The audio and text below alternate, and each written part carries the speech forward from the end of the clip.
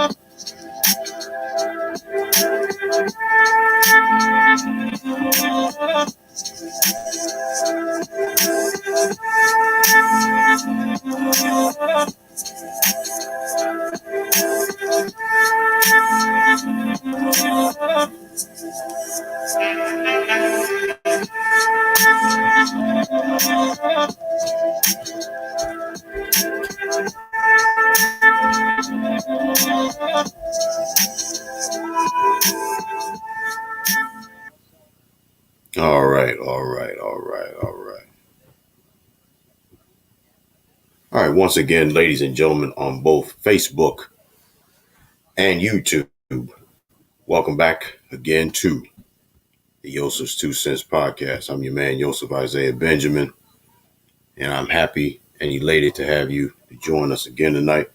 J. Cole and Sherwin, what's going on, bro? Thanks for joining us tonight. Appreciate it. Brother Sherwin is a former co-worker of mine, and happy to have him with us tonight. I hope things are well with you as well. And J. Cole, I see you, man. Thanks for joining us tonight. I want to talk about a blessed marriage.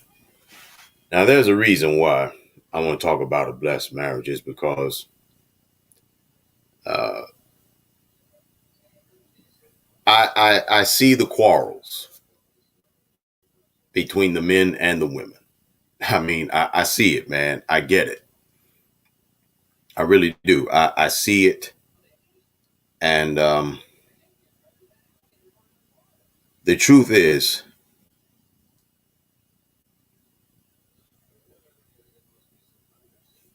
all this bickering and quarreling backwards and forwards, um, look, let's face it, man. The truth is, whenever you see a man or a woman going backwards and forwards and back and forth with each other, the reality for me is that there is an underlying hidden attraction between that man and that woman. But unfortunately, both that man and that woman is so socially awkward until they really don't have any kind of social skills to even just meet and greet, whether it's in real life or whether it's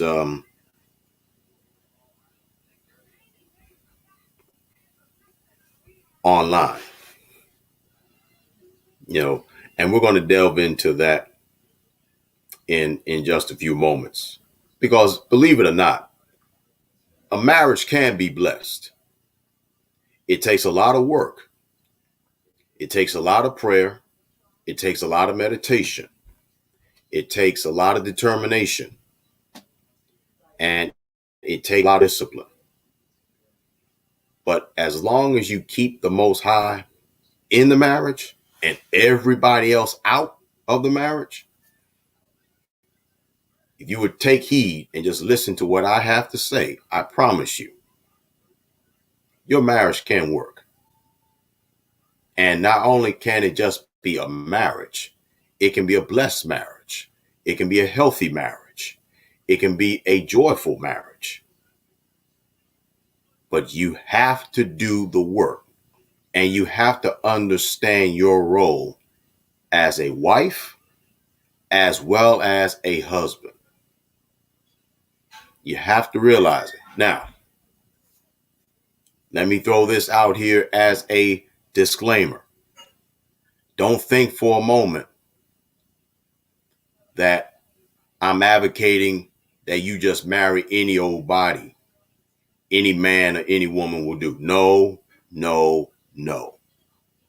Because just like everything else, there is a science to this. There's levels to this. You just can't, you know, throw caution to the wind and just say, I'm going to marry this man or I'm going to marry this woman. No, no, no, no, no, no. And believe me, I'm fully aware of the decadency and the delinquency on the part of both the man and the woman. I get it. I understand.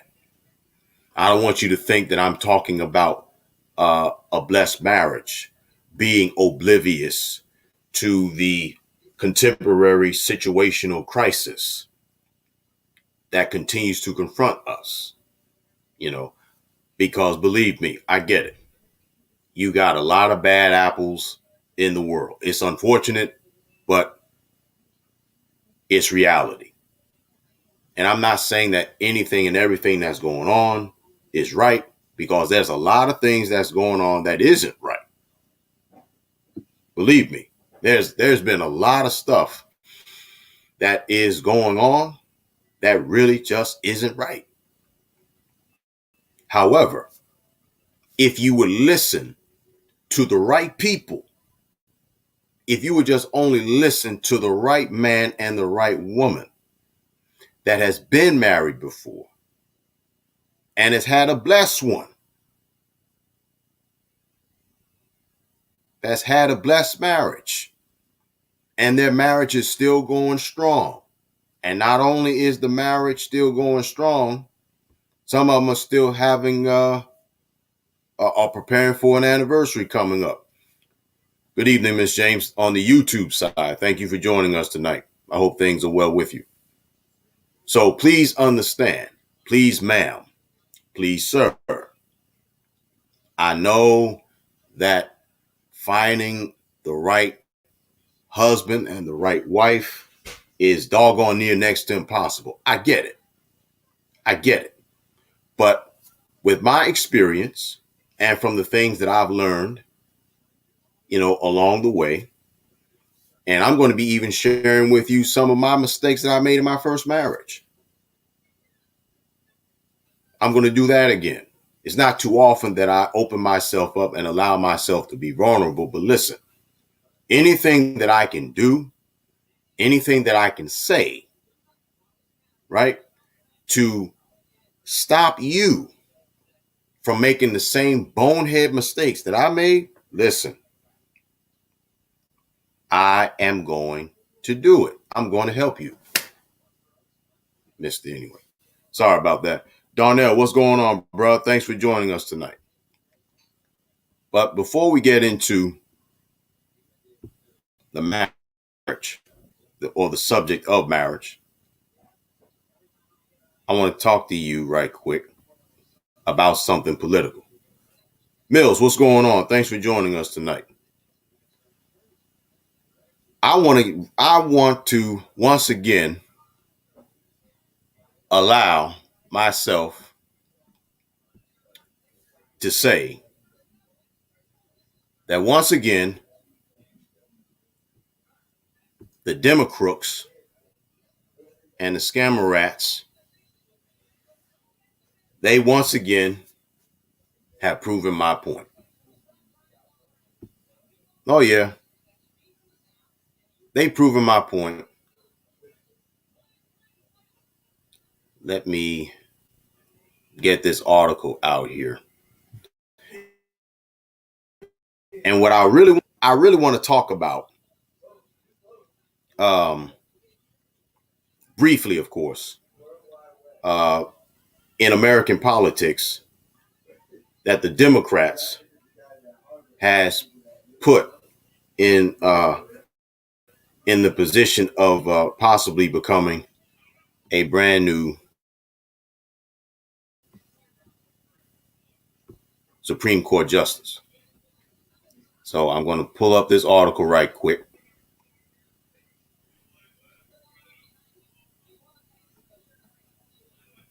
Because you all know, if you've been following me,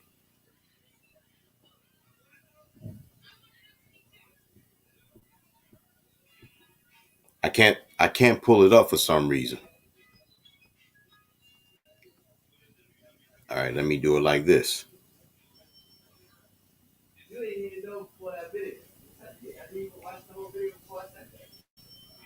Let's see.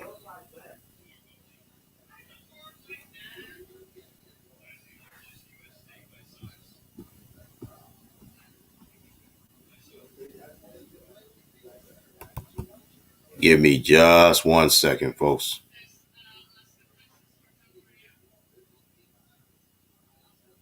All right. Let's see.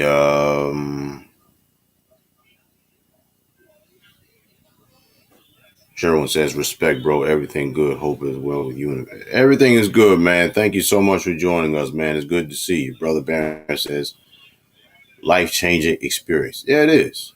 Yeah, it is. Yeah, it is. Yeah, it is. Yeah, it is. Brother Darnell says, people don't ever think Democrats and Republicans are nothing but criminals. You can't trust none of them.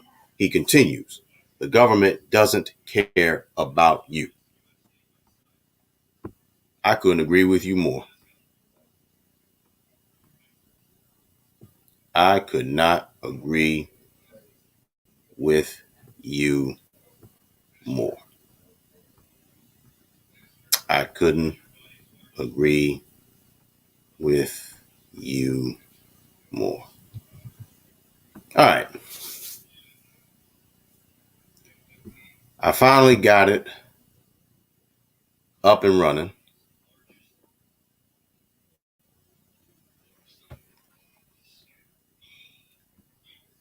The newest candidate for the United States Supreme Court, her name is Ketanji Brown Jackson. And she is Creepy Joe's President Joe Biden's U.S. Supreme Court nominee. Now, on yesterday, they had a hearing. I believe it is called a confirmation hearing for this new candidate that they have selected, or Creepy Joe has selected. Now, a very reliable source informed me about the track record so far of this new candidate. And needless to say, she is a weaponized black woman. Well, Brother Yosef, what do you mean she's a weaponized black woman? She's a weaponized black woman, ladies and gentlemen, because according to my reliable source, let me pull this up.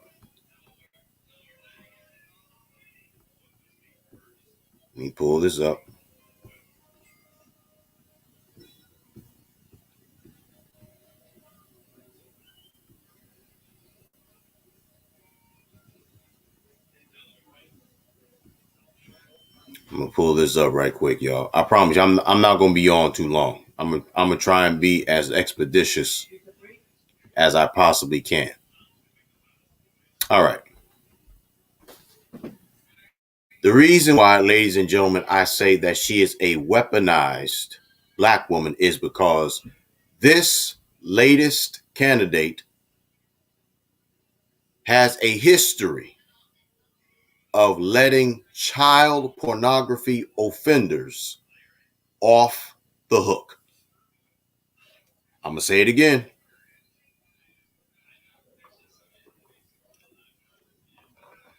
This latest nominee, that your president, he ain't mine, that your president, those of you that voted Democrat, Scamocrats, Scammer crooks, Demo crooks, your president, Joe Biden, has a nominee that has a history of letting child pornography offenders off the hook.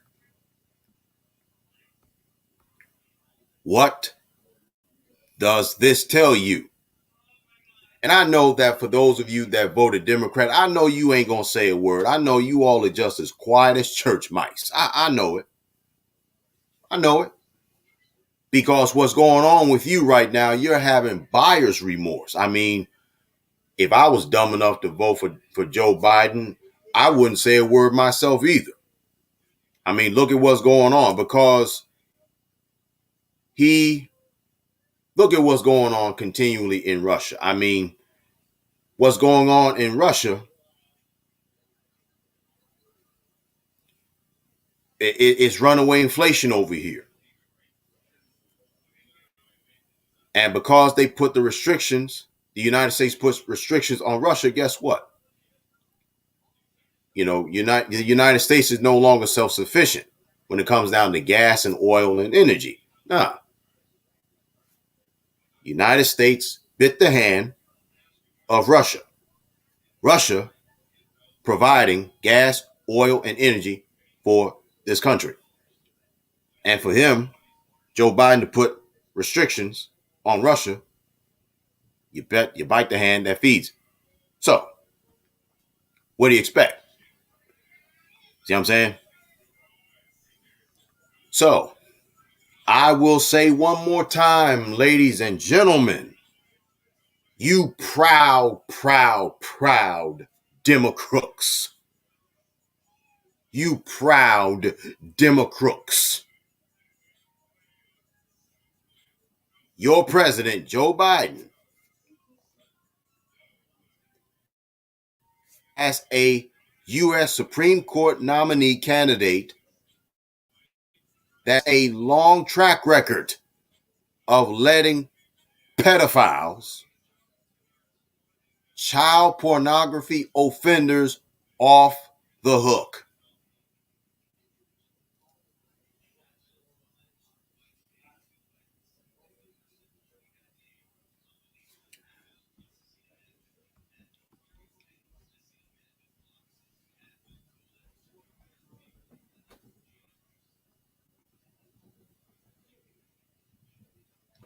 Now, let me read this briefly.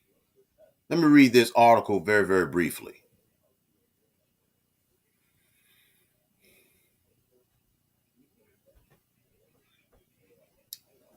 Ketanji Brown Jackson, President Joe Biden's U.S. Supreme Court nominee, on yesterday defended her past legal representation of Guantanamo Bay detainees and rejected Republican accusations that she had been lenient as a judge in child pornography cases. On a contentious second day of her Senate Judiciary Committee confirmation hearing that lasted about 13 hours, Jackson pledged to be an independent jurist who would not inject her own views into rulings as Democratic senators rallied to her defense. Several Republican senators focused their inquiries on child pornography, accusing Jackson of giving lenient sentences to offenders. Jackson rejected this, saying that in most of these cases, she delivered sentences consistent with or higher than the recommendations of probation officers. In each such case, she said, quote, "I did my duty to hold the defendants accountable," end quote. Jackson said that as a mother herself, she has found the cases involving sexual crimes against children particularly harrowing. Quote, "These are the cases that wake you up at night because you're seeing the worst of humanity," end quote, Jackson said. Jackson also said her past legal representation of detainees at the United States Naval Base at Guantanamo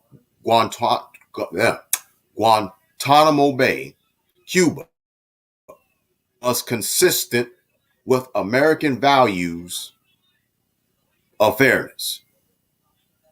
Nominated by Biden in February to become the first Black woman to serve on the nation's top judicial body, Jackson has served since last year as a federal appellate judge after 8 years as a federal district court judge.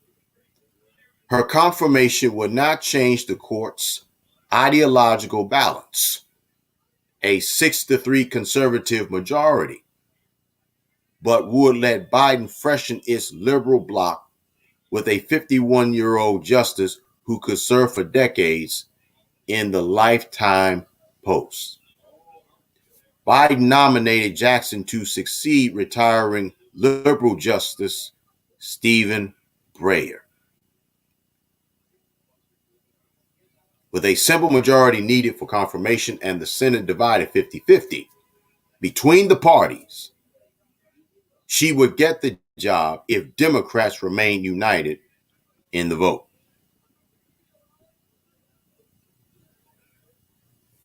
Let me read just a few more parts and I'm going to give my commentary on this. Republican Senators Josh Hawley, Ted Cruz, Mike Lee, Tom Cotton, and Marsha Blackburn asked questions focusing on child pornography and sexual predators. They said Jackson, as a trial judge in child pornography cases, delivers sentences below recommendation in federal sentencing guidelines. Hey, Giselle, what's going on? Thanks for joining us. Quote, I'm questioning how you used your discretion in these cases, Harley told Jackson, end quote.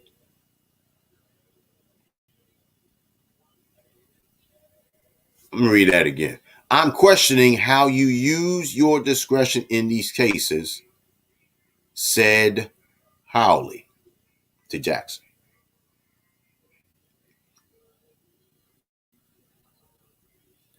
Brother Darnell says, no, she needs to be locked up. Listen, man, she's not the only one. Truthfully, she's not the only one that needs to be locked up. Truthfully, honestly. Brother Barron says, that tells me her and Harris will get together and lock up all the black men they can. See, Brother Barron gets it. That's why Brother Barron understands. He knew right off, I'm assuming he knew right off jump as to why I said that Brown Jackson is a weaponized black woman. He gets it.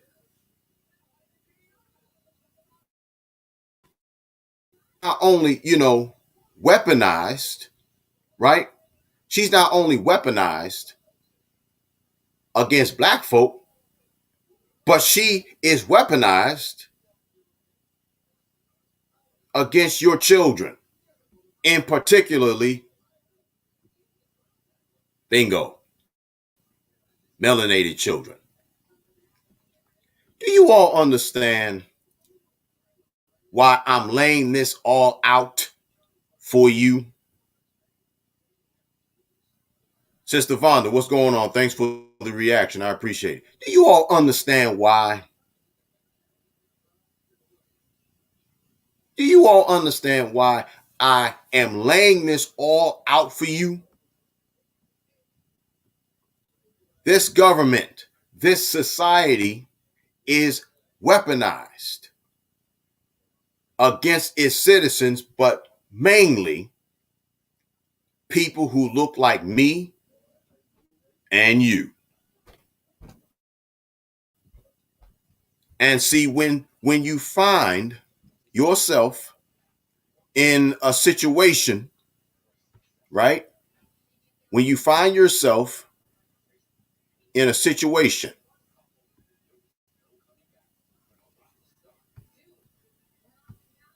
where people are trying to get you to realize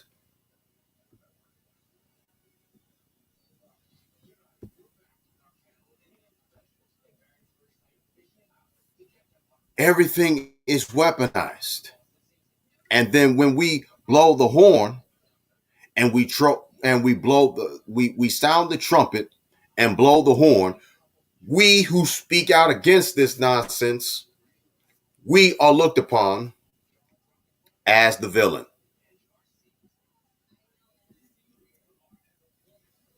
And for those of you idiots that are still voting Democrat, don't you realize that the Democratic Party has always been weaponized against you? And not just you, but they're weaponized against your children.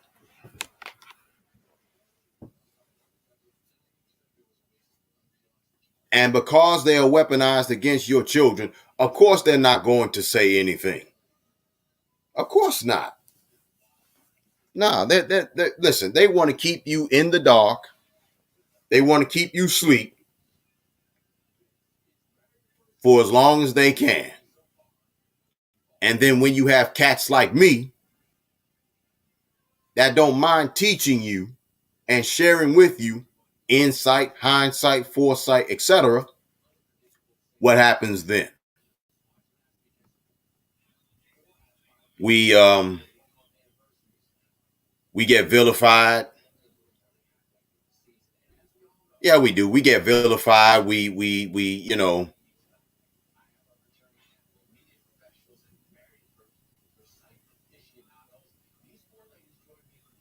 get called everything, you know, than what we really are. It's truth. Lady Marla agrees. Brother Barron says she also replies she will be staying in her own lane, meaning she's not in office for these happy blacks that's excited for the wrong reasons. Brother Barron, you on point tonight, sir. He gets it. Look, now, let me say this. I'm not saying that the rest of you all don't get it. I'm certain you do. You're just being very quiet about it. See, the reality is I'm speaking out about it, so is Brother Barron. We get it. Y'all get it. And Brother Barron, once again, further enforces my argument as to why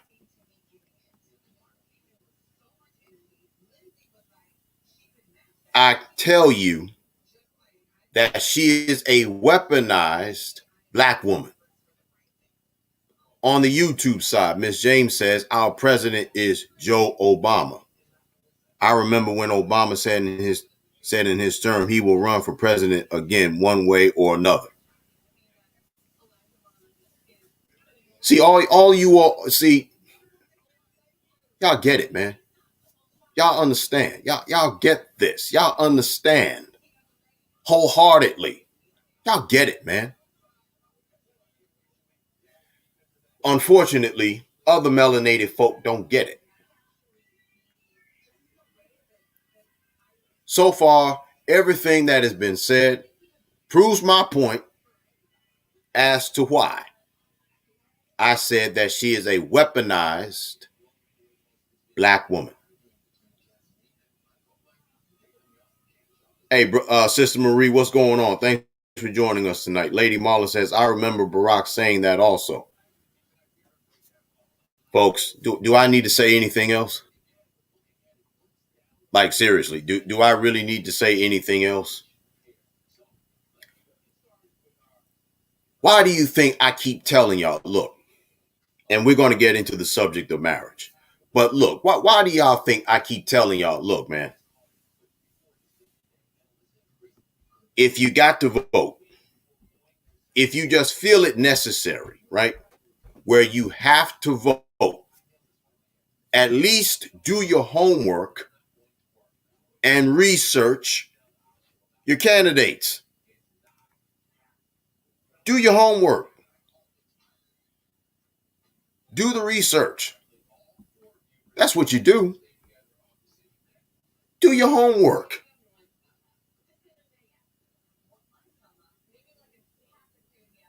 Check the track record of your candidates if you feel it necessary.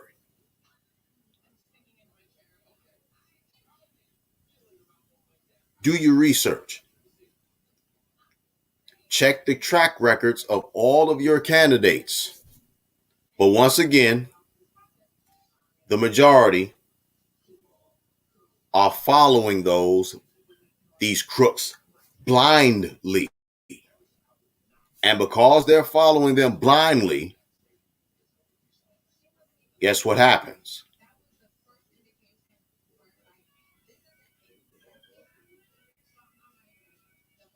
Guess what happens? You vote for these cats blindly, and you do things out of emotion instead of logic.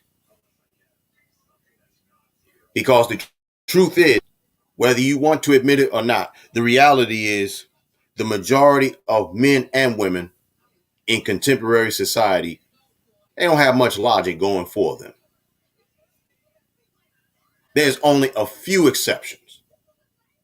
that really understands the urgency of the hour and how dangerous the hour really is. Y'all get it. Unfortunately, it's not enough. It's not enough. But you get it. It's truth. It's truth. Sister Marie says she's going to be just like Clarence. She probably already is. We're just getting ready to see more of the manifestations thereof. Brother Barron says she will feel like a whipped black woman when she get that seat. He continues. Those same followers are whipped by some female. I'm just saying. Those are male feminists, Brother Barron, that you're talking about. Even Brother Barron can see the kleptogamy.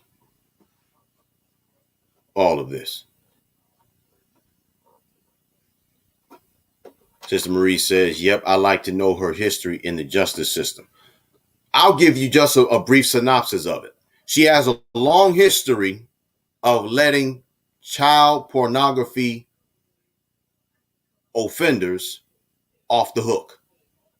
That's her track record. She lets pedophiles get away with doing disgustingly vile things. Child pornography. Yeah, those predators. Yep. Yep. So I'll say again to you Democrats, right? To you Democrooks, you scammercrats, scammer crooks, you are not in favor of the American people, especially melanated folk. Because if you really were, I would not be talking about current events in American politics. I conclude on this subject when I say this. The reason why I've started keeping up a little bit more with American politics is because all of this is affecting me indirectly. And it's affecting you indirectly. And it's affecting our children indirectly. That's why I encourage you. Look, this government, as we all know it, ladies and gentlemen, does not care for its citizens. And deep down inside of your heart of hearts, you know that everything that I'm saying to you tonight is absolutely true. You know this. You know this. The future of our children, the future of our children is in serious jeopardy because of the Democrats. And you who voted Democratic, who voted on the Democratic ticket, you are sacrificing your children. You're handing them over to the wolves. You're handing them over to perverts.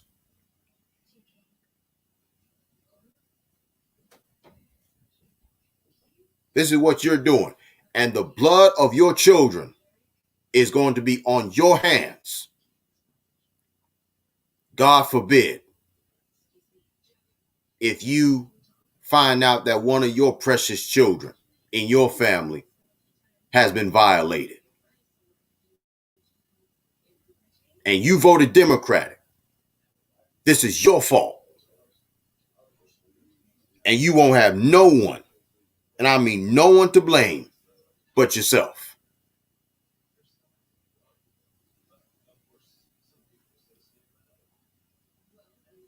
This is another reason why I swear some of you should not ever have been parents, because of stuff like this. You're blindly voting Democrat. You're going off of emotion instead of using your logic, your knowledge. But I digress, because more often than not, there are very few people that actually have knowledge and actually have the wherewithal to use their intelligence. May the Most High continue to carry his sons and his daughters through this horrible and tortured time, not just in American relations, but in human relations, period.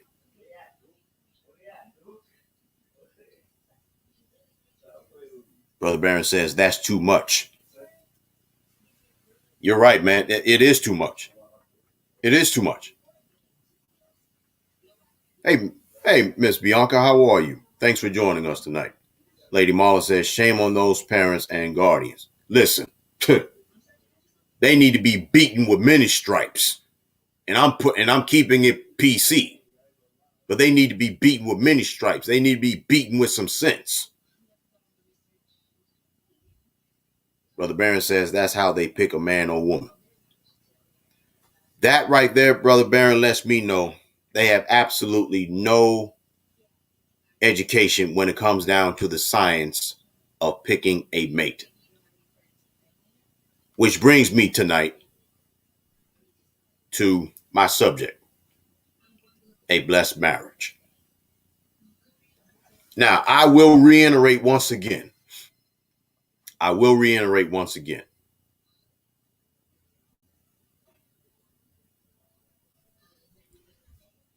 Marriage itself is a blessing. As a matter of fact,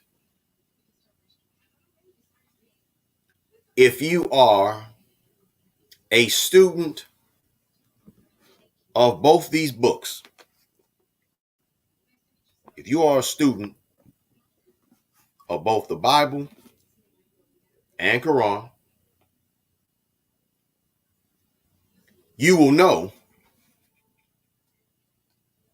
what both of these books say about marriage. As a matter of fact, if you didn't pay attention and if you did know, what is the first relationship between a man and a woman? What was the first relationship?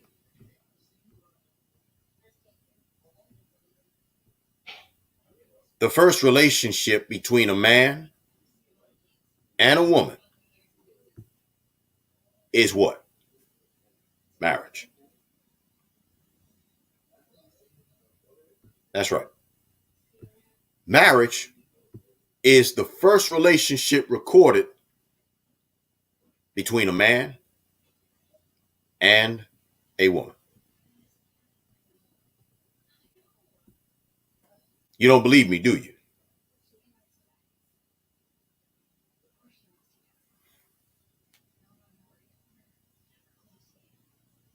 "100% true." I believe you are a first-time viewer. They raised a question, how long you been married? I'm a widower. I was married for 4 years before my wife passed away. Now, I will say again,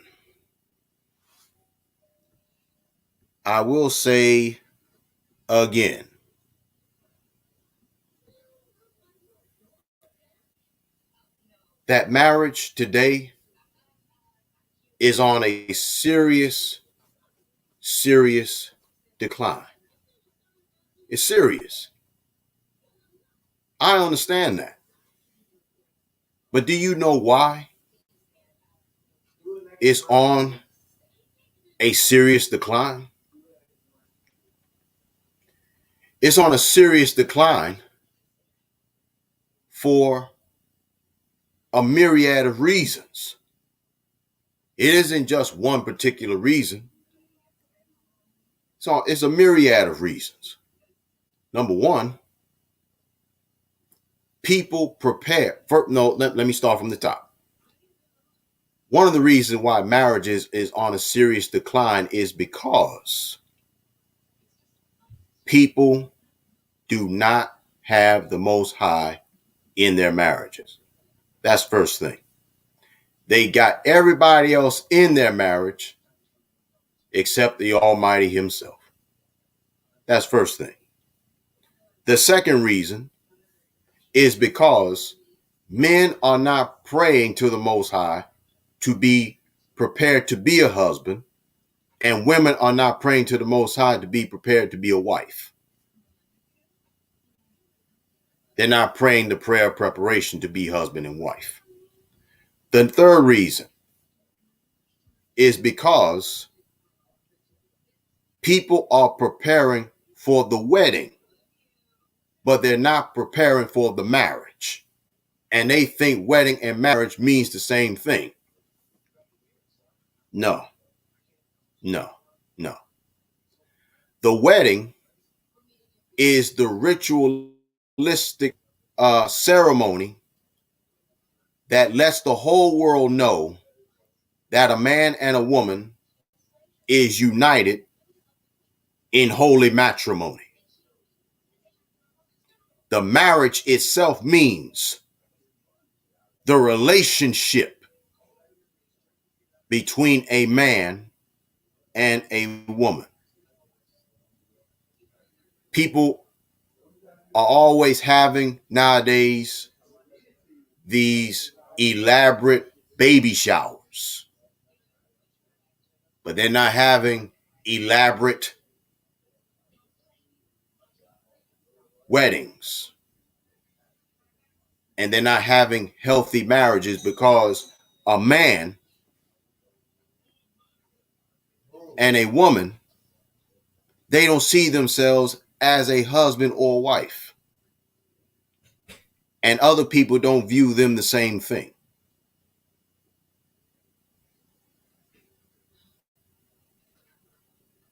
And people also are living vicariously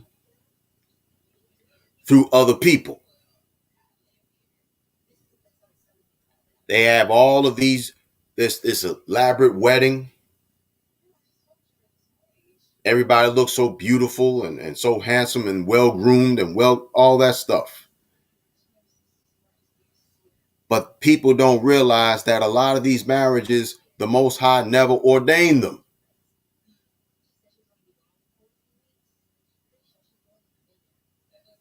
And these marriages are not born out of love and respect.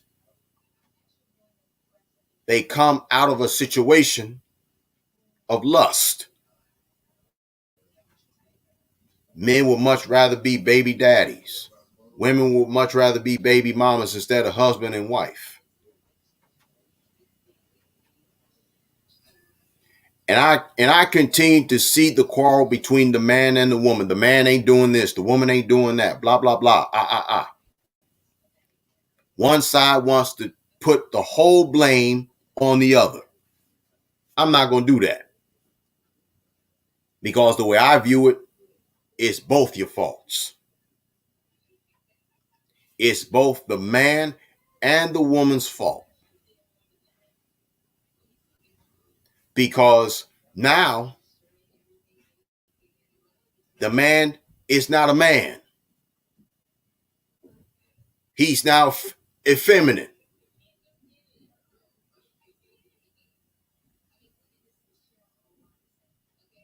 And the woman is no longer feminine herself. She's masculine. What are you saying? There's a role reversal.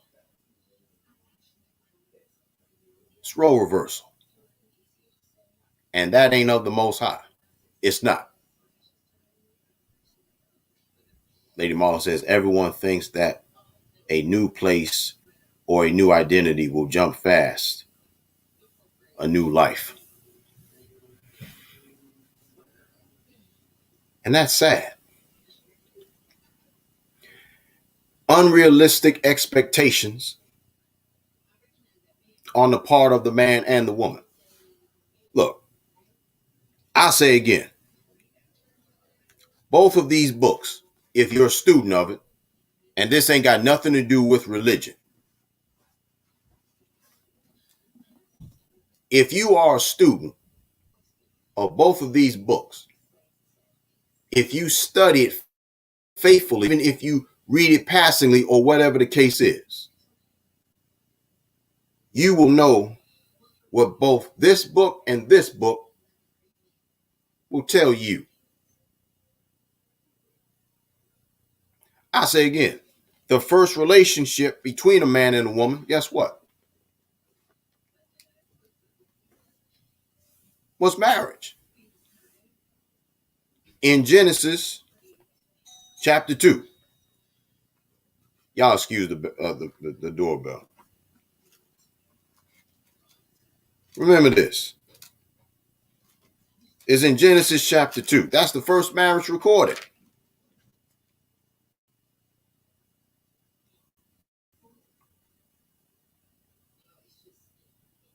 Genesis chapter 2, verse 24. Therefore shall a man leave his father and his mother, and shall cleave unto his wife, and they shall be one flesh. Therefore shall a man leave his father and his mother, and shall cleave unto his wife, and they shall be one flesh.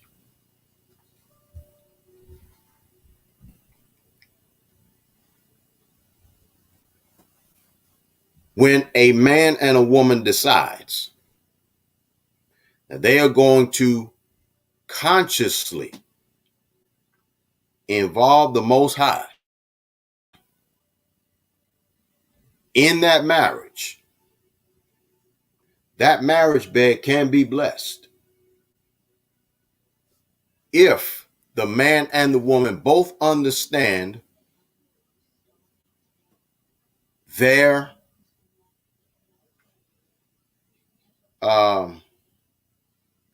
role. Listen, matter of fact,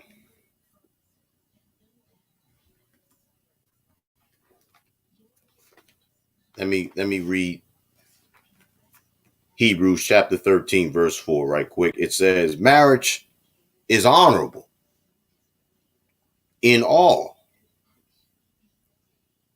and the bed undefiled. Marriage is honorable, and the bed undefiled. But whoremongers and adulterers, the Most High will judge.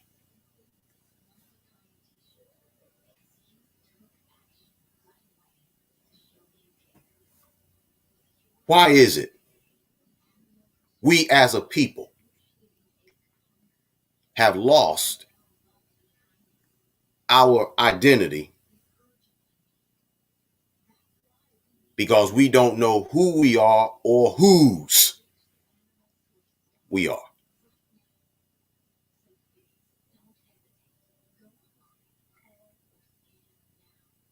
This is the reason why I continue to tell you we are living in a weaponized culture, a weaponized society.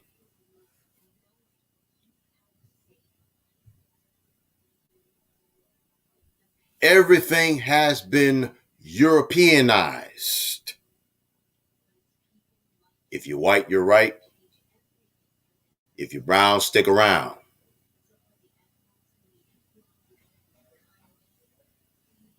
But if you're black, get back. There was once a sense of pride of being a melanated man and a melanated woman. That pride is gone. And one of the reasons why is because men and women view themselves through the lens of other people.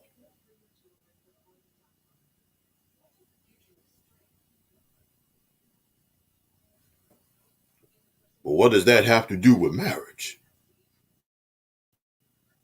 If you don't know who you are, and if you don't know whose you are,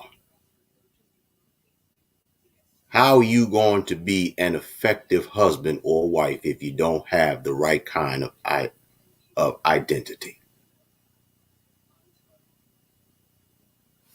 How?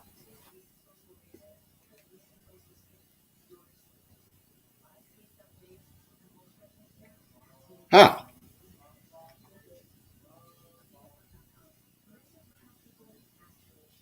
Matter of fact, let me quote some scriptures now from the Quran.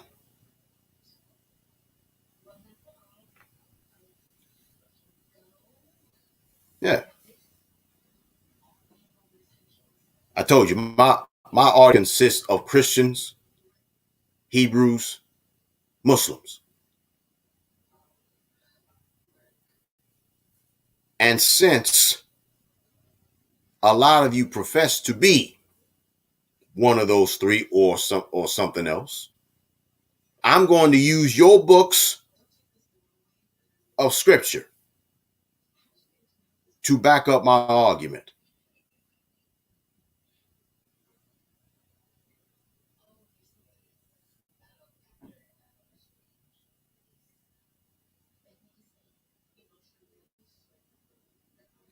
In the Quran, this book, I'm not really astute, but I'm learning the Quran. But it says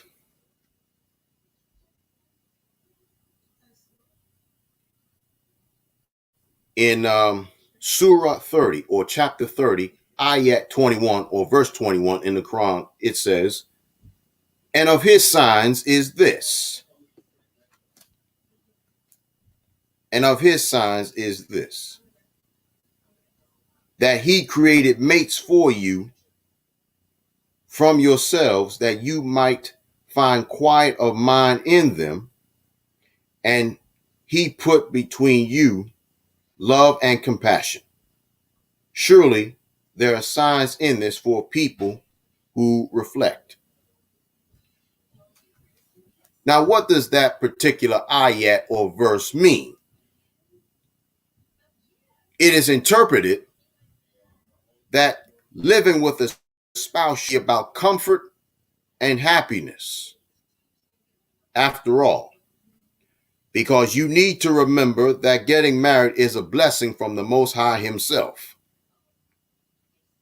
It is also giving you a chance to learn about compassion, mercy, and love, which in turn can help you grow in your faith and love for the Most High and yourselves as well.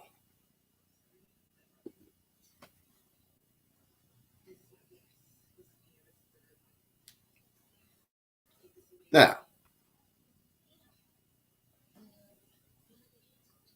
I will say again, the marriage itself, the institution of marriage itself can be and is beautiful. But unfortunately, the majority of men and women have developed a savage like mentality.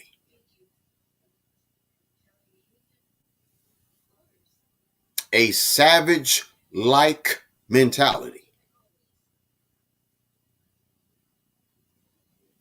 There's uh, a surah or chapter in your Qurans called the cave.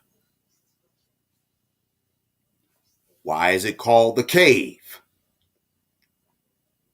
Because man and woman are dead spiritually, psychologically, emotionally. And because of a savage-like mindset, i.e., death spiritually, mentally, and emotionally, it affects you physically. If you are affected spiritually, automatically you're going to be affected physically. You're going to have physical maladies. Your psychological apparatus, meaning your mindset, and your psychological hygiene, meaning what you feed your mind to keep up that healthy psychological apparatus, is not what it should be because of a weaponized society we find ourselves in. Now, this is where we all have to understand something.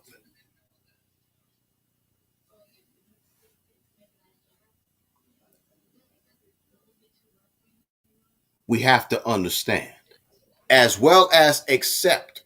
See, when you understand something, that means you have a grasp of it, it's in your mind. But if you haven't accepted it yet, meaning if it's not in your heart, if it's not a part of your moral code, that is why a lot of people are not able to live by what is being taught.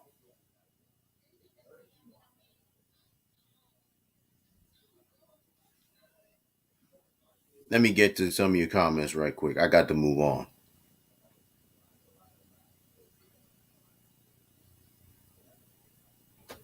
Brother Barron says, throughout life,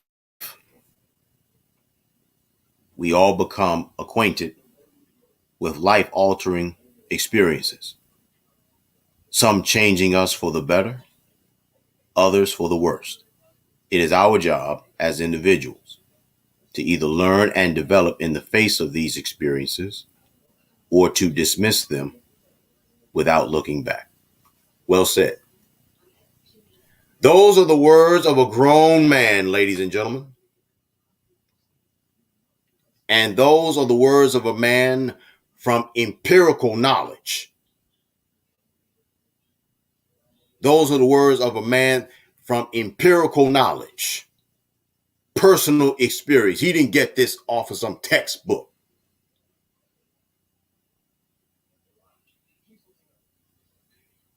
He got it from experience. And not only are those the words of a grown man, those are the words of a man that's seasoned. Seasoned.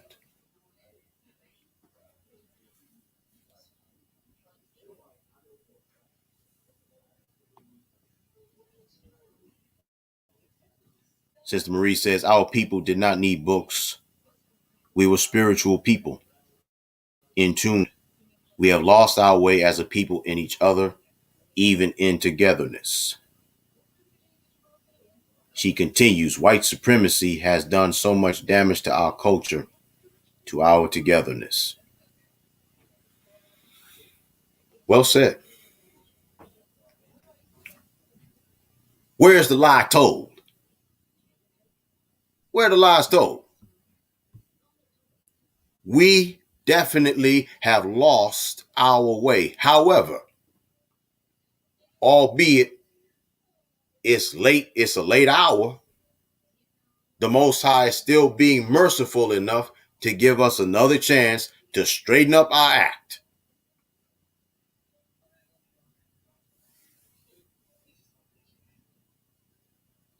Sister Marie agrees. Brother Barron says, verses 22 and 23.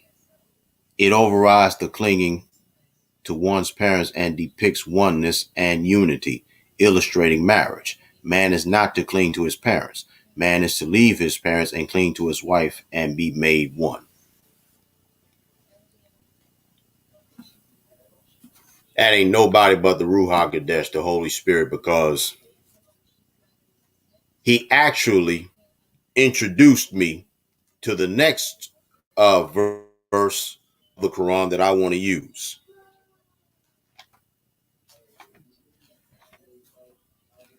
In the 7th surah or chapter and the 189th ayat or verse, it says, He it is who created you from a single soul, and of the same did he make his mate, that he might find comfort in her. So when he covers her, she bears a light burden, then moves about with it. Then with it grows heavy. They both call upon Allah, and this is the Quran, their Lord. If thou give us a good one, we shall certainly be of the grateful. What does that mean? In layman's terms, more so, a soul has a match. In contemporary vernacular, it means there is somebody for everybody. That's what that means. And you and I must take comfort in knowing that the Most High provides for us in more ways than we comprehend.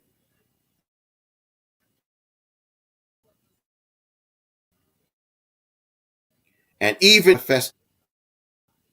all of our souls have been granted a match to bring us comfort either in this world or the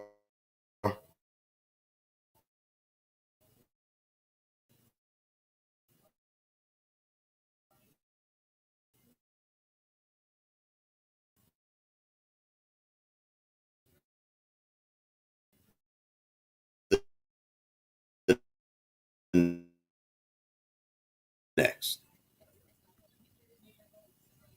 All right, we're back on.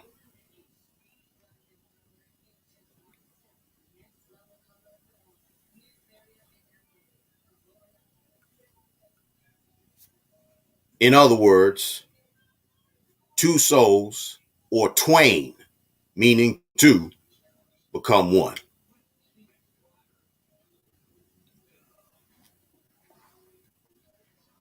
I've got to move on because time is getting away from us.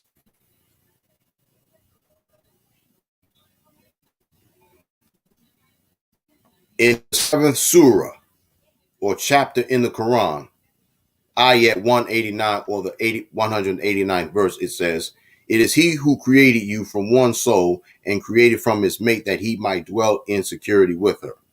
You have to take comfort in knowing that the Most High provides for you in more ways than we could ever comprehend. Twain, two souls becoming one. And even if it does not manifest in a way we can understand or comprehend with or agree, all of our souls have been granted a match to bring us comfort either in this world or the next.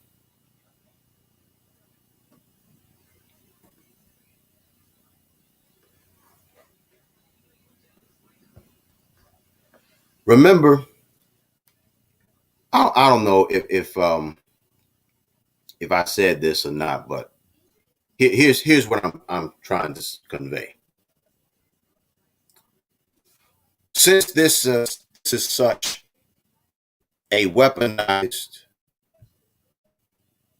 society, since we're living in such a weaponized culture,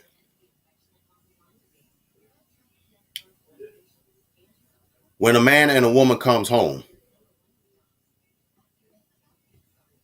that man and that wife should not have to fight another battle. because going outside of your homes, and you got more houses than homes, but when you go out of your home,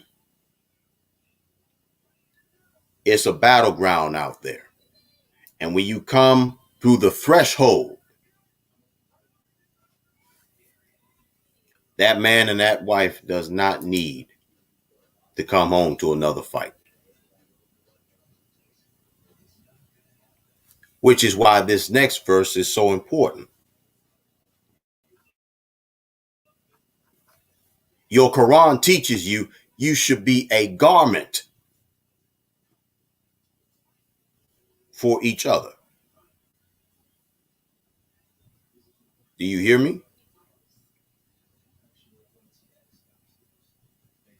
I said, you, the husband, you, the wife,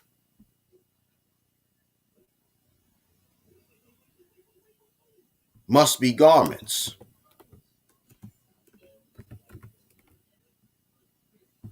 for each other.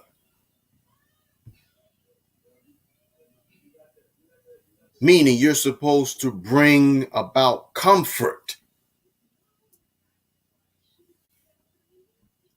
to each other. It says in the Quran, chapter 2, verse 187, your spouses as you are for them. You're supposed to be a comfort. You're supposed to be a support system.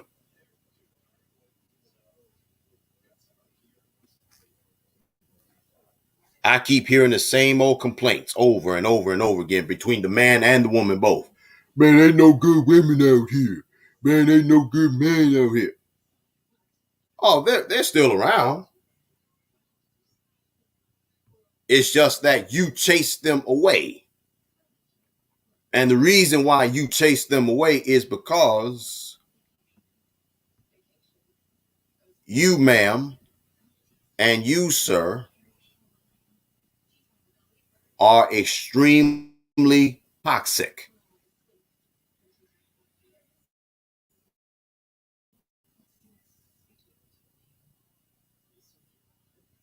You're toxic. I'm not toxic. Really now? No, I'm not. I'm not toxic. Well, let me ask you a question since you are pontificating that you are not toxic. Do you call yourself a feminist? I'm a proud feminist. I believe in women's rights. Really? If you knew the history of feminism, if I were to teach you the history of feminism and the brainchild of it, let me ask you, would you still feel the same way? Would you still feel as strongly about being a feminist as you would? Because modern day feminism is actually anti-family, anti-mother, anti-wife.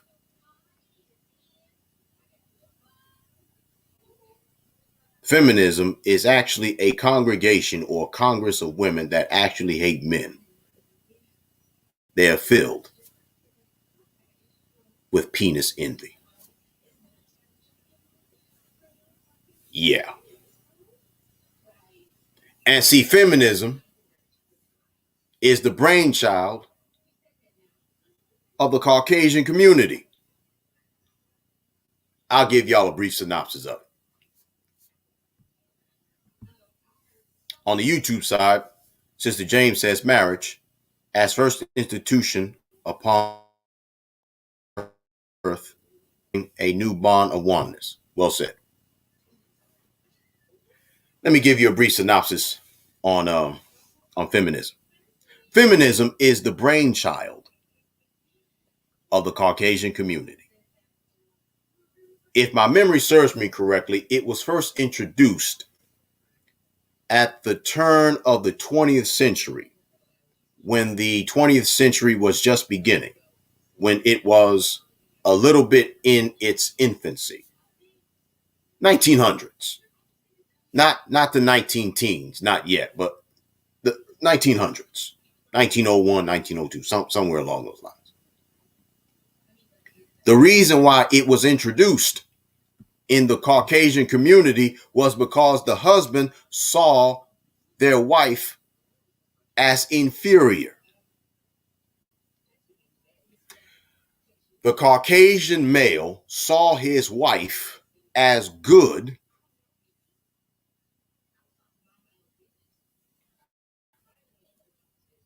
for only these three things: cooking, cleaning, and sex. Cooking, cleaning, and sex. That's it. And because the woman did not have a voice or a vote in the marriage, she began to revolt.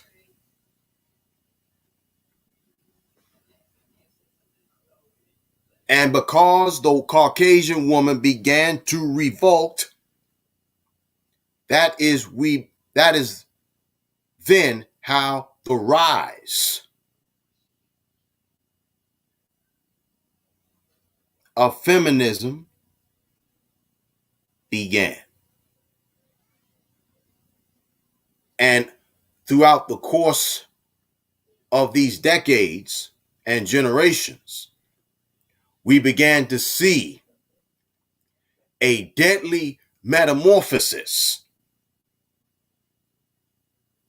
that did not allow for the woman to be a wife, a mother, a nurturer,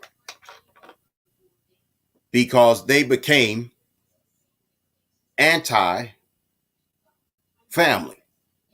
anti-wife, anti-family, anti-mother. And it made its way into the melanated community, where the wife, you sister, had a voice and a vote. The Most High was the head of the marriage. The husband was next. You were next in command, sister. And whenever them rugrats got out of hand, got out of line, if the father didn't get to them, you did. Because you, sister, by being second in command, the husband, the wife, humanistically speaking, you were second in command, sister. You had a voice and a vote. In those days, the melanated family was a unit.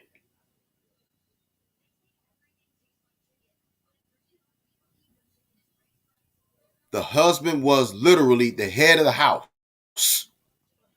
You, sister, second in command. Your husband was the chief. You were second in command.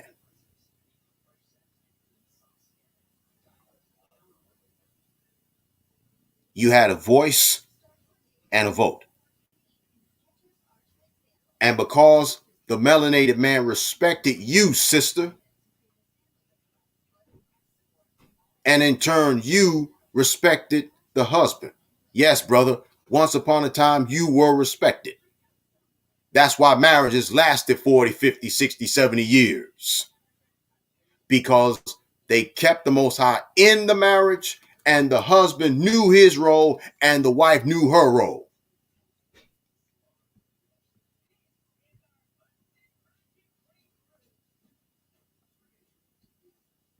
Everybody knew their role.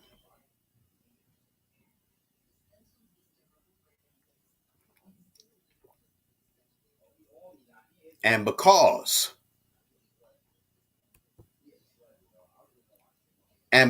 now There weren't any problems back then like it is now.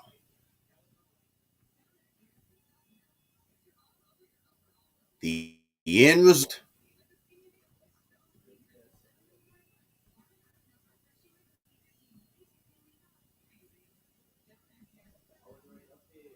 is that the marriage was blessed and the children, the sons and the daughters, grew up to be honorable men and honorable women.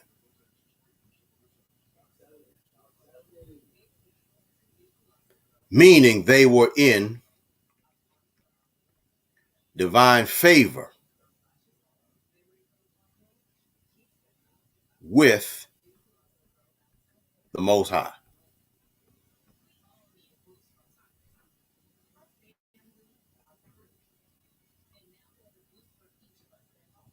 What happened? We took the Most High out of the marriage and let the dark one enter into it.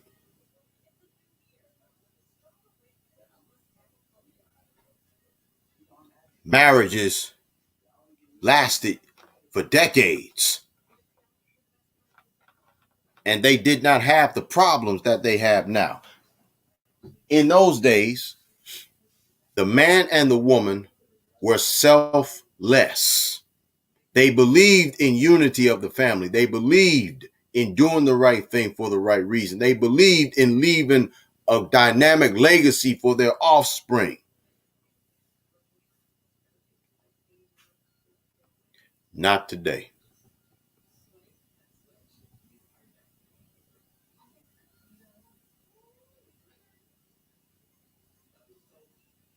Not today. Let me read some of your observations before I wrap it up here. Lady Marla says there is to be a leaving of the parents. The relationship shifts between persons of the family. Well said. Sister Marie says, then they came along and disrupted our movements and added the white woman with her fist up beside his sister. That photo irritates me. She continues, they kept white folk out of it too. Indeed, they did.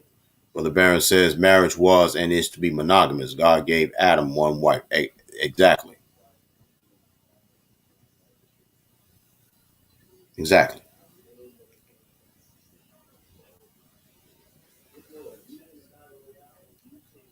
And I already touched on the next point I wanted to talk about in your Quran. It says each spouse has a role. In the Quran, the fourth chapter, 34th verse, it says, men are the caretakers of women, as men have been provisioned by Allah over women and tasked with supporting them financially, and righteous women are devoutly obedient and when alone protective of what Allah has entrusted with them.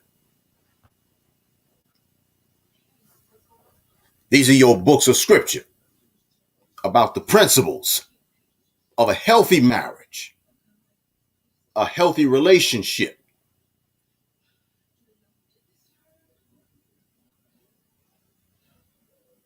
What happened? What has happened? What has transpired? I'll tell you what's transpired. In the Bible, when the children of Israel revolted and walked away from the Most High, that was the beginning of all these problems. Now remember something. We who are the true sons and daughters of the Most High, not these fly-by-nights, these great pretenders, but the real, legitimate, authentic sons and daughters of the Most High.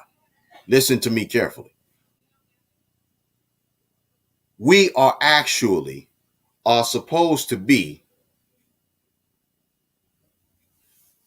a sovereign people. We are. We're supposed to be a sovereign people, meaning We're not supposed to have all of these governments and all these nations ruling over us. Another mortal being is not supposed to have dominion over another human being.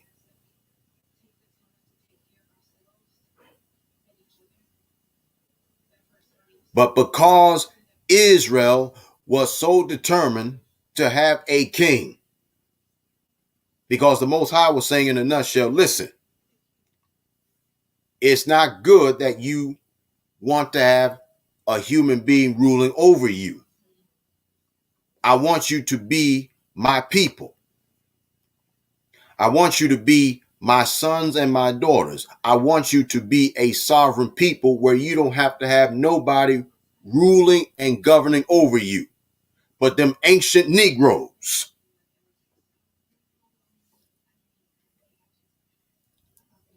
Them Negroes of old. We want us a king. You know how them old Negroes talk? We want a king. So the Most High, the Most High shakes his head at us sometimes. Y'all do know that, right? You do know that, right? The Most High shakes his head at us sometimes, like, Lord, this fool. Yeah, he do. Yeah, he do. Yeah, he do. Yeah, he do. So he says, all right, I'm going to give you all what you want. Since you insist, since you all insist on wanting a king, I'm going to give you a king.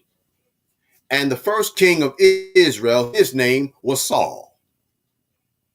And for those of you that are unfamiliar with the dramatic saga of King Saul, what happened with him, he allowed for his power and influence to overtake him, and he fell out of divine favor with the Most High, and his ending is a tragic one because the record is he killed himself. He committed suicide. I'm going to preach and teach on that in the future too.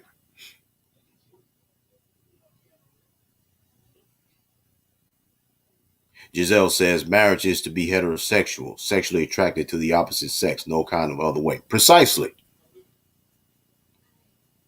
Precisely.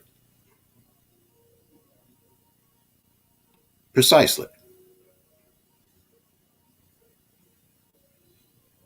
Precisely.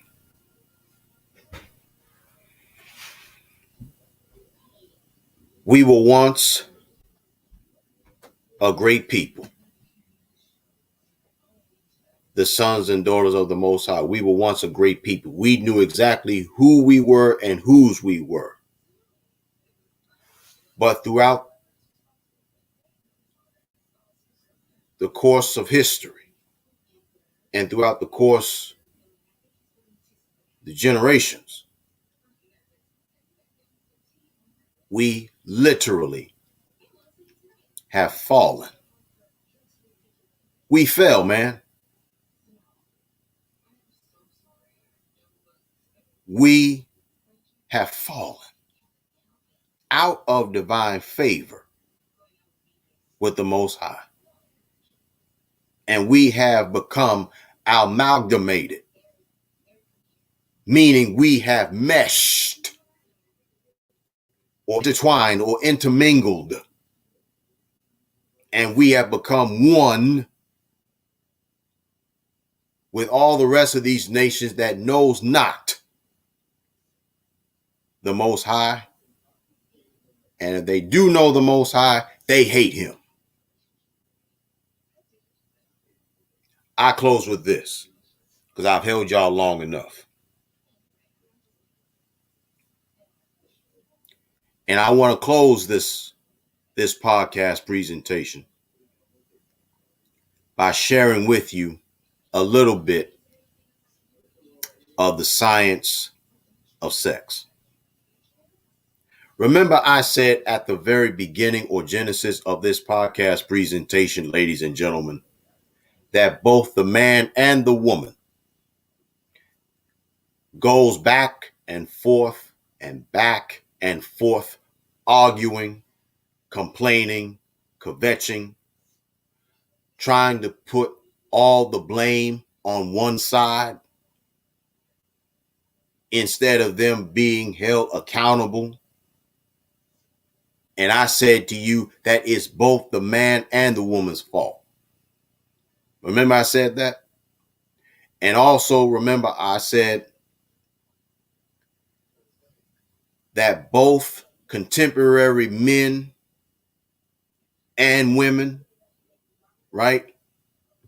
Contemporary men and women are socially awkward. They don't have social skills because when they go back and forth arguing and kvetching and complaining and this, that, and the third, raising $1 billion worth of hell, there's an underlying sexual attraction between that man and that woman that argues back and forth every day. They have the hots for each other, but they don't know how to go about saying that, yo, I want to get to know you. I want to get to know you better. They don't know how to do that. And just like there is a science to everything, there is a science to selecting your mates. You didn't know that, did you? That there's a science to selecting your mate as your husband and your wife. You didn't know that, did you? You do now. And of course, they're not going to tell you and share with you that there is a science to this because of the fact they want to keep you ignorant.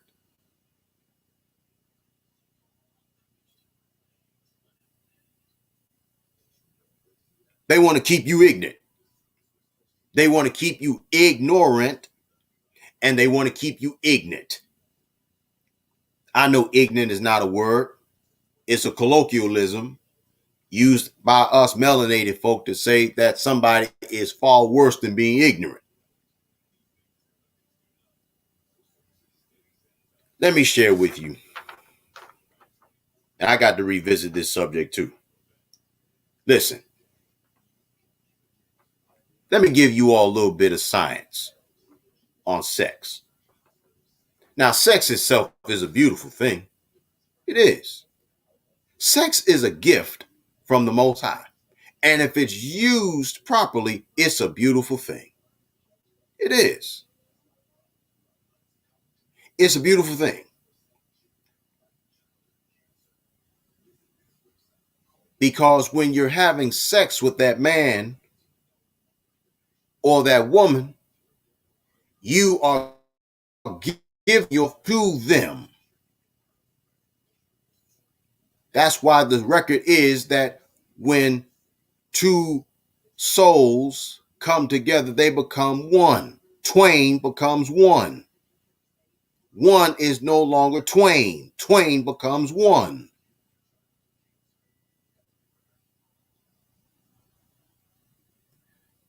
When I was married to my first wife, I had to learn how to be a good husband. At the time, I was very, very young. I was very, very self-absorbed. I was very, very selfish. And it took a lot of bonehead mistakes for me to finally wisen up and straighten up and fly right for me to become the husband that the Most High wanted me to be.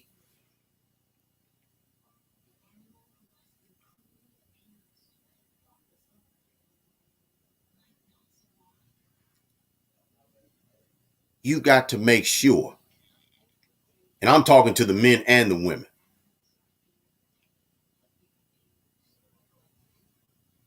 because too many men and too many women, y'all have given up on each other, man. Y'all call yourselves going to be flying halfway around the world for to get a woman, to get a wife. Your wife was right in the United States. The problem is that you were too pigheaded and stubborn to know the difference. And then you also fail to realize that promiscuous women is universal. A promiscuous man is universal. So all this nonsense you all call yourselves trying to escape, escapism is futile. Who you from? Who you trying to escape?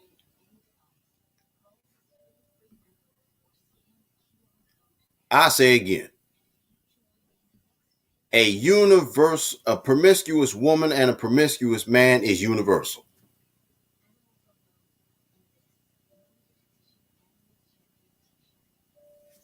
It's universal. The problem is you don't want to take the necessary time to do self-inventory to improve yourself for yourself because you don't realize that you owe it to yourself. Let me give y'all a little bit of this knowledge. Let me give y'all a little bit of this. Y'all ready for this?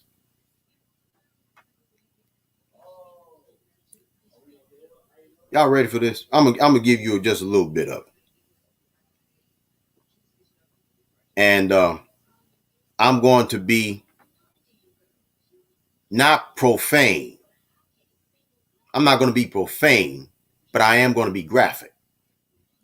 But it's all has to do with the betterment for yourself and in a way indirectly for your children too. Listen to this, especially you sisters and you men, but especially you sisters that's always kvetching about a good man you can't find.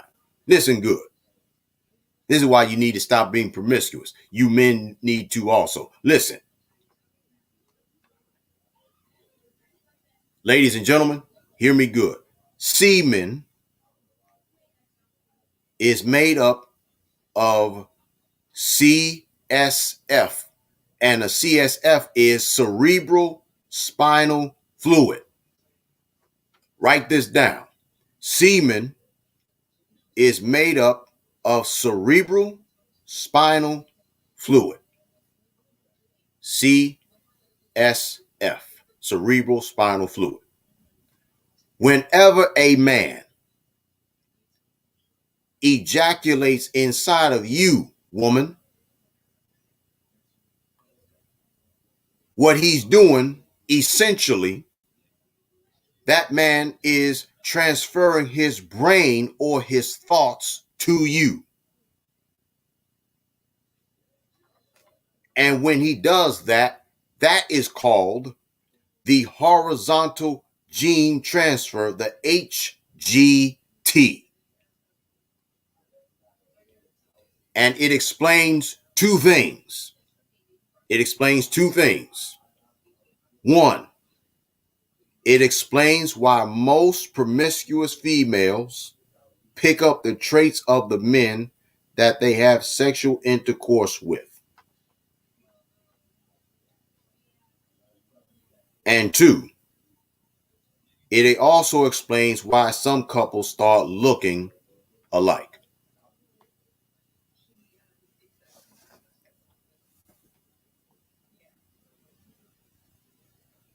Macchiato, what's good, man? Thanks for joining us.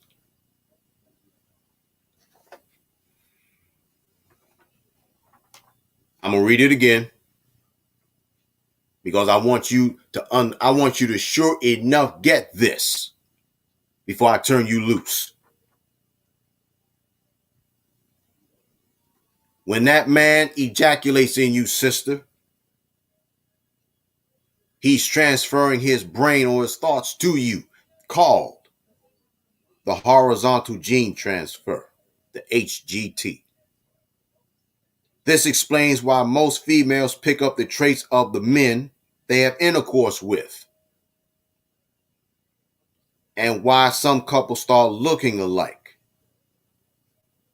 Notice this. You notice how most women start talking and acting like their mates not long, especially after sexual intercourse? You never noticed that about yourself, did you? Pay attention. Pay attention to this. Now, unfortunately, because women and men have become so promiscuous and irresponsible, listen carefully. This is why that the growing number of men and women and children too are being diagnosed with bipolar disorder. This is why children have personality disorders, because there is random DNA with all of the men that you have slept with, sister, i.e., soul ties.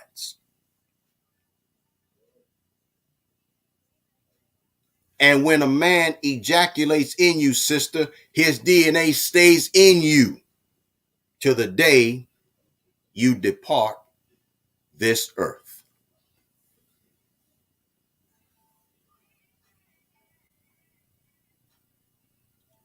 Of course, y'all didn't know this. Of course you didn't. Your preachers, your imams, your rabbis, of course they're not going to teach you this. They want to keep you in the dark. That's why if I was your pastor, I'd be teaching you this. I sure would. If I was your pastor, if I was pastoring a church, I would sure be teaching you this. Yes, I would.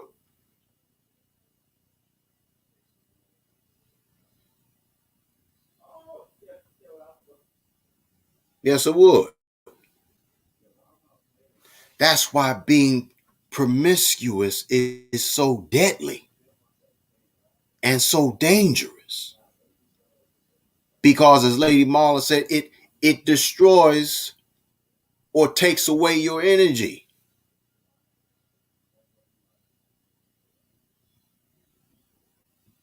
And Miss James on the YouTube side says that's why a lot of females are dumb as hell, because having sex with blank-minded men.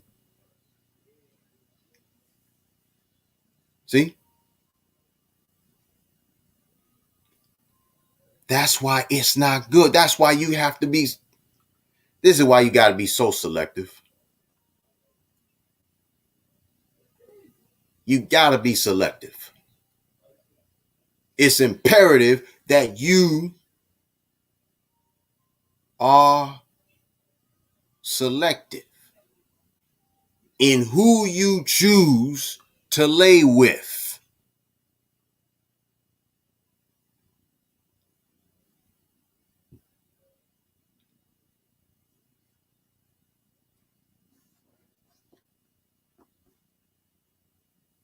You got to choose.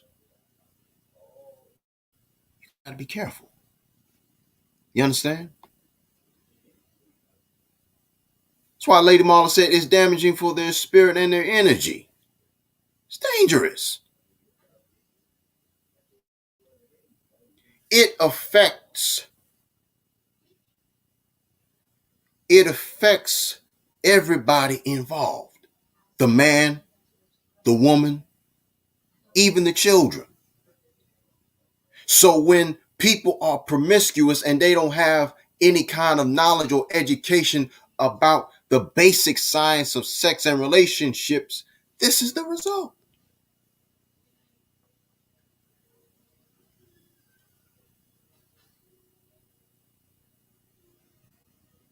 This is dangerous. You understand? You understand? This is the reason why it is so important and so imperative. I gotta change the pad on this.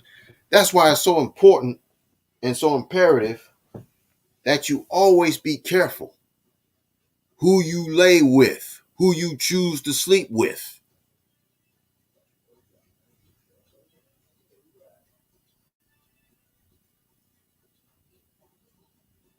It's true.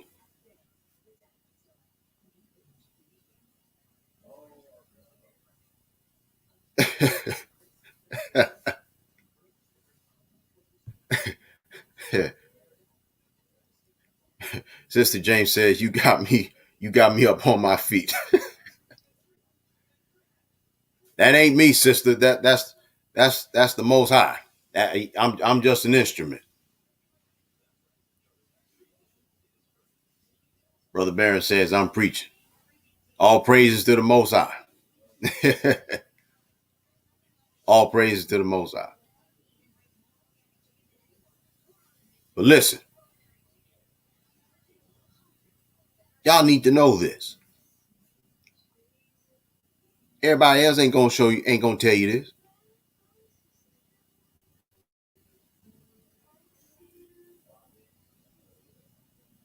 Most High willing.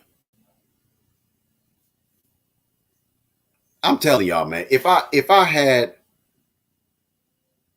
a church for myself, the very same that I'm sharing with you all tonight, I would share with you in person. I sure would. Because I don't believe in keeping my parishioners, if I had any parishioners, I don't believe in keeping y'all in the dark, man. I've learned. I've been preaching now almost 22 years.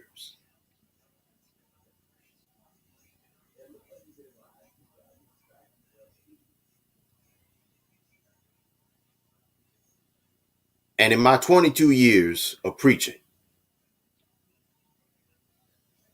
I've seen a lot of preachers come, I've seen a lot of them go.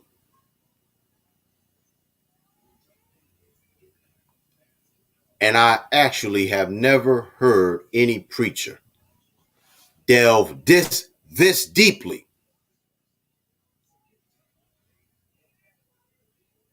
when it comes down to sex. Listen, I wish I had more time. I held y'all long enough. But let me say this and we're out of here. We aren't taught. We aren't taught. We're not being taught love making.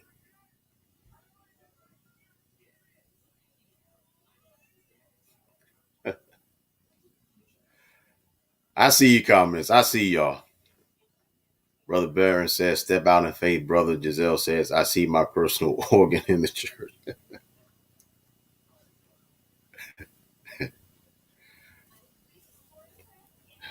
But listen, I close when I say this. I've held y'all long enough.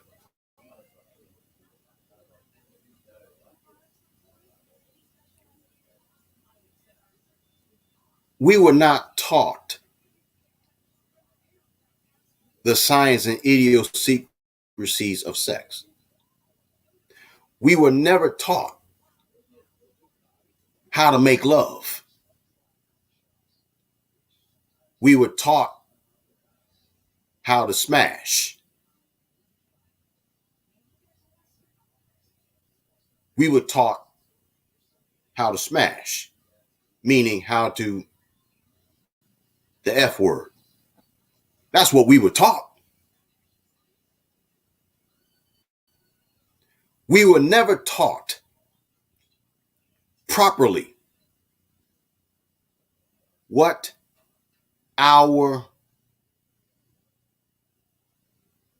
bodies and what sex is used for. We weren't taught that. We weren't taught that sex is more than just for pleasure for a man and a woman. Sex was also used and ordained by the Most High so that we could continue our legacies and build dynasties long after we were gone.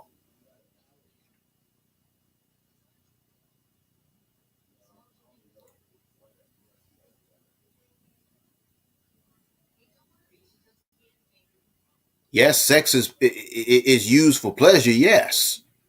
But we also got to be responsible about this.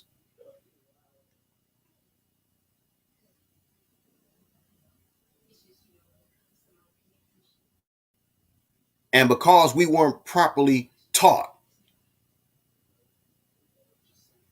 about the science of sex and the idiosyncrasies of sex, because we weren't taught this, That's why, unfortunately, we got all of these illegitimate children roaming the face of this earth. Children, and none of us were asked, none of us asked to be put here on this earth.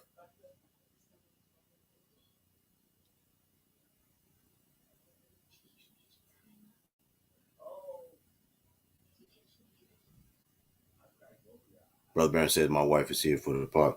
Nadi, what's good? Thanks for joining us. We weren't taught this. We weren't taught that there's a science. We weren't taught, say, listen, son, or listen, daughter, let me learn you something.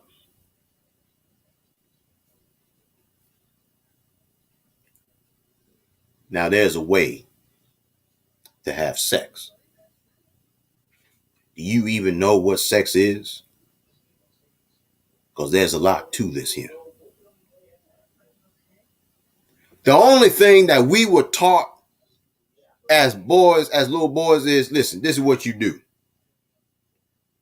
You bend her over, you pull her skirt up, pull her panties to the side or pull them off, a few thrusts, and that's it. Forgive me for being so crude and so crass, but that's exactly what we were taught as boys. That was our sex education. It's unfortunate, but that's what we were taught. And then another part of our sex ed was whatever you do, don't get these girls pregnant. Wear a condom.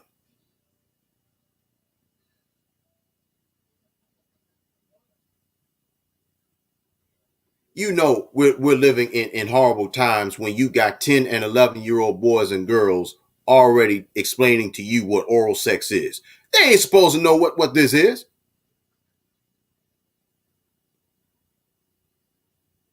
But doggone it.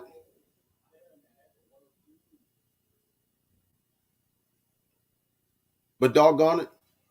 It's what's going on here.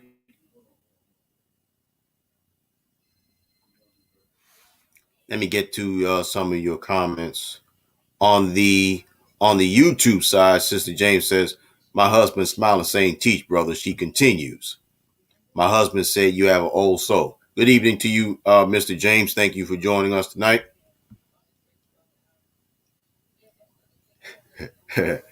My husband said, "Don't tell them our secret."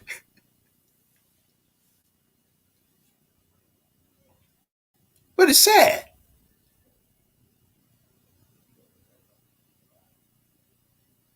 We were not taught properly that when it comes down, and Lord, it's almost 9:30 at night. We were not taught that we have to be responsible.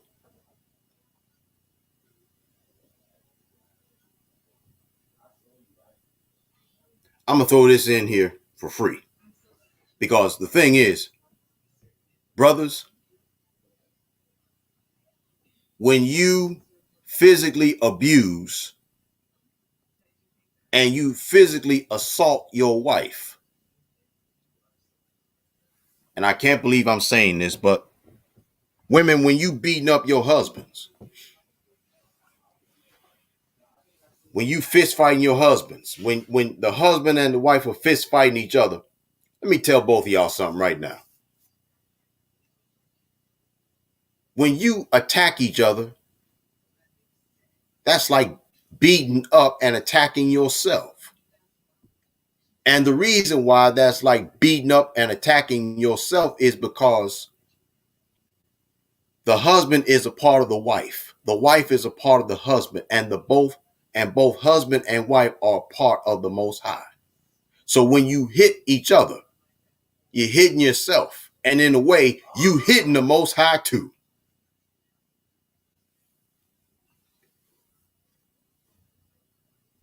You hitting yourself, and you hitting the Most High too.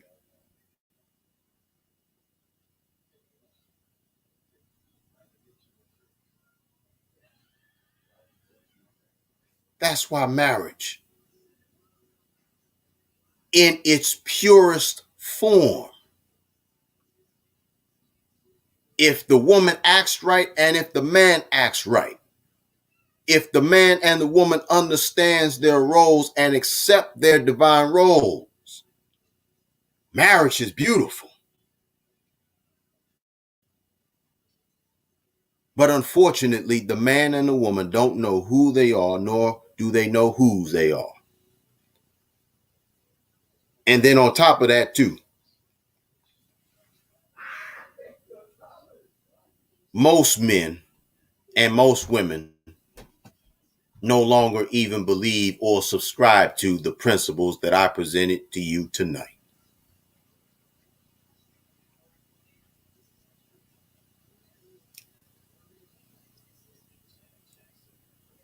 But I submit to you tonight, ladies and gentlemen, brothers and sisters. I submit to you tonight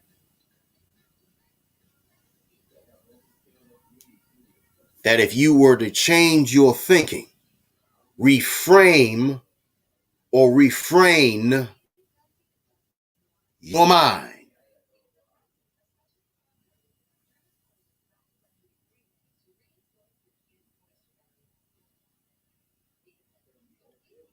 remember what the Bible says. Let this mind be in you as it was in Christ Jesus, aka Yeshua. Let this mind be in you. Be renewed by the transforming of your mind.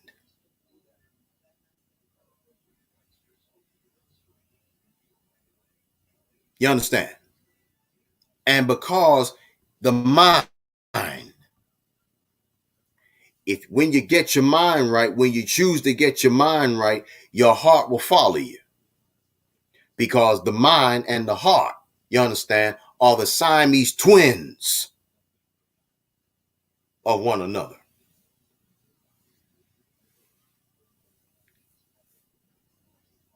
It's true. It's true. You understand? It's true.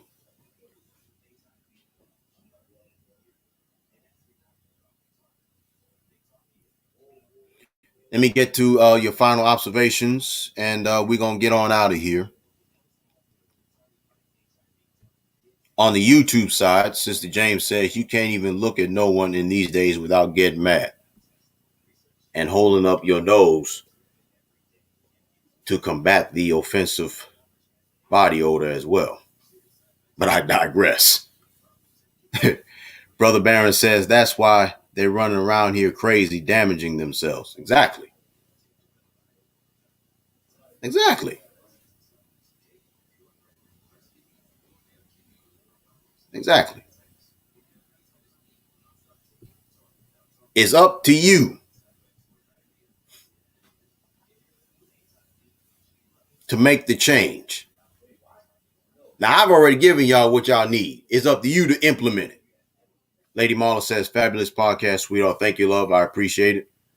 Sister James says on the YouTube side, awesome podcast tonight. Great comments and answers. Thank you, Sister James. Appreciate it. Listen, folks, I've held y'all long enough. Thank you so much for listening to me. As always, it's been a ball.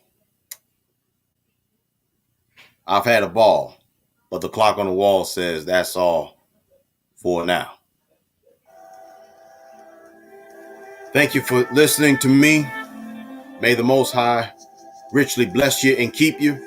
Like the video, share the video, tag your family and your friends on the Facebook Meta side and on YouTube. Like, share, and subscribe on my channel if you haven't done it already. And feel free to donate to the cause. My Cash App ID is $Hidden One Truth. Until next time, I'm Yosef Benjamin. This concludes my 2 cents. I'll catch y'all on the flip side. Stay warm, stay safe. I'll see you Saturday when we will have our Holy Communion, and I will honor Mom by delivering my own unit of Mom. God bless you. God keep you. We'll see you next time. I'm out. Peace.